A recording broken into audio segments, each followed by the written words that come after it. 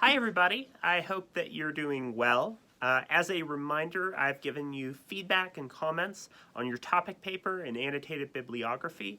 I've also given you some suggestions on how you can use that in order to build your argumentative essay. Remember that the argumentative essay is due on the 26th, so that's about 10 or 11 days from now. If you'd like to send me any rough drafts or outlines for my feedback, or you have any questions about how to put that assignment together, I'm happy to let you know and give you some feedback on doing that.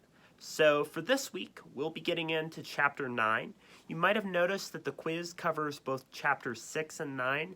This is to go back and give you some review on Chapter 6, particularly as case building and credibility are things that really relate to each other. I wanted to make sure that we were able to have some good discussion covering both of those things together.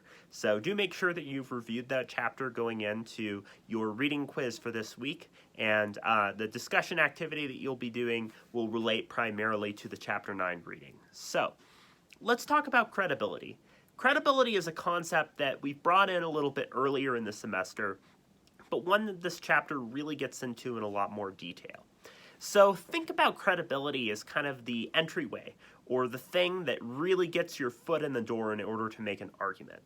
If I was trying to convince you, for example, to talk about something like science and convince you about climate change, you would want to know that I would be somebody that's credible and knew what the heck I was talking about. If you're buying a car from somebody, right, you want to make sure that the person you're buying from is a credible dealer. So the thing about credibility is that it's an important way that we make decisions and assess the effectiveness of argumentation. That is, we don't consider an argument necessarily unless we consider that the source itself might have some degree of credibility. So credibility gets into the proof that Aristotle brings in of ethos. If you'll recall, according to Aristotle, there's the three proofs. That is pathos, or appeals to emotion, logos, or appeals to logic, and ethos, or appeals to credibility. And credibility, as mentioned, is important and is oftentimes invoked when somebody uses their own experience to talk about an issue. So when we had this discussion surrounding Orrin Hatch and Howell in that Senate debate, a lot of you brought in this idea that Hatch's own credibility and experience was a primary argument that he used. So we can see that that plays a major role not only in terms of how we view individuals, but also how people use their own credibility as part of their argument. So we see that there are two major elements that come into play when we consider what good credibility or ethos means. One of them is competence, and the other is trustworthiness. If you think about competence, right? If somebody's competent, then that means that they're able to speak intelligently or persuasively about a topic. You might hear the insult, "Oh, you are incompetent." And oftentimes that means that somebody is not somebody that has expertise or that can coherently make an argument. So things like authoritativeness, wisdom, reliability, those are things that come in when we think about what something like competence might mean. When we think about trustworthiness, trustworthiness gets into this idea that this is a source that we can count on. So there's been a lot of discussion surrounding sort of the credibility of news sources and potential news bias. So is a source trustworthy? Has it given reliable results in the past? And can we count on them to do so in a way that presents information without a high degree of bias? That'll be something that you'll want to think about as you work on your own argumentative essay. To what degree are the sources that you include sort of trustworthy sources? Another factor of credibility is this idea of goodwill. So goodwill comes into this idea that somebody is someone that really you can count on that is making an argument for your benefit, right? So to go back to the used car salesperson example, right? If somebody's not showing goodwill, if they're just trying to get rid of the car and con you, right? That's not going to be seen as credible. So typically somebody, in order to be credible, has to present arguments in a way that make you feel comfortable and make you feel like they are supporting you or on your side. So that plays a big role. And then you have this idea of dynamism. Dynamism plays a lot into somebody sort of being engaging and interesting, right? So we see a lot of times that things like charisma and strong public speakers are people that oftentimes are more credible, that we trust. So we see, for instance, in the right? A lot of what led to the Obama presidency was people sort of portraying and seeing him as a particular dynamic public speaker. So we see that oftentimes dynamism is used as a strategy as well. We also see that credibility can be used and invoked in different ways. So some particular different types of credibility that we might see, for example, are direct credibility.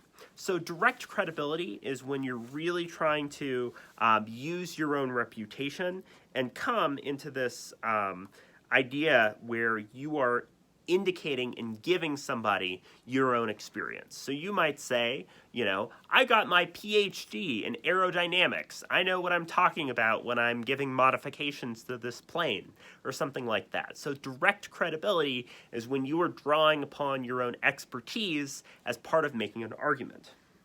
So direct credibility is a major way that you can use that, but indirect credibility involves sort of not really making these direct statements. So for example, you might say that somebody might have indirect credibility if you're introducing a public speaker. So somebody might say, oh, hey, let's introduce John. He recently got an award for his success. And then John gets up.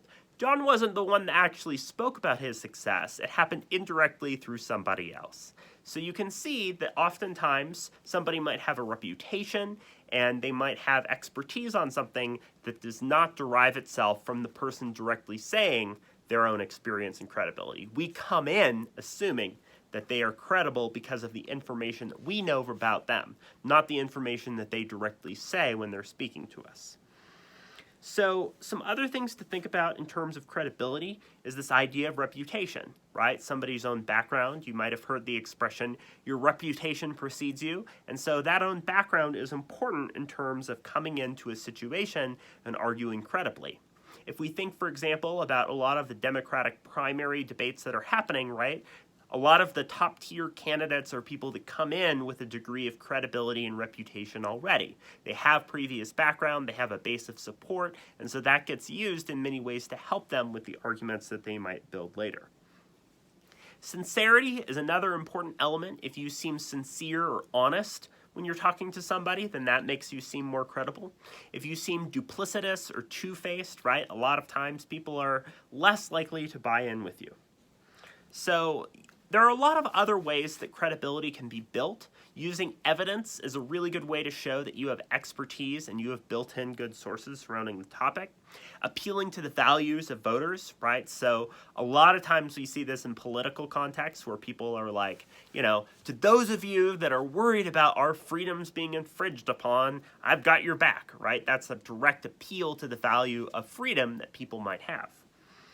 You also see that using organization and creatively structured arguments is a good way of following along as well, right? If you really present arguments thoroughly and you're like, first I'll do this, then I'll do this, then I'll do this, you appear credible because you've presented the argument in an organized manner.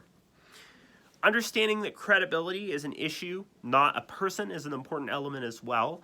A lot of you mentioned in the Howell-Hatch debates that the focus on sort of personal attacks diminish the credibility of the speakers. And so that's an important thing to think about, is where are the arguments coming from and what are they directed to when we think about credibility. If somebody is engaging in a lot of personal attacks, oftentimes we might not see that as particularly credible.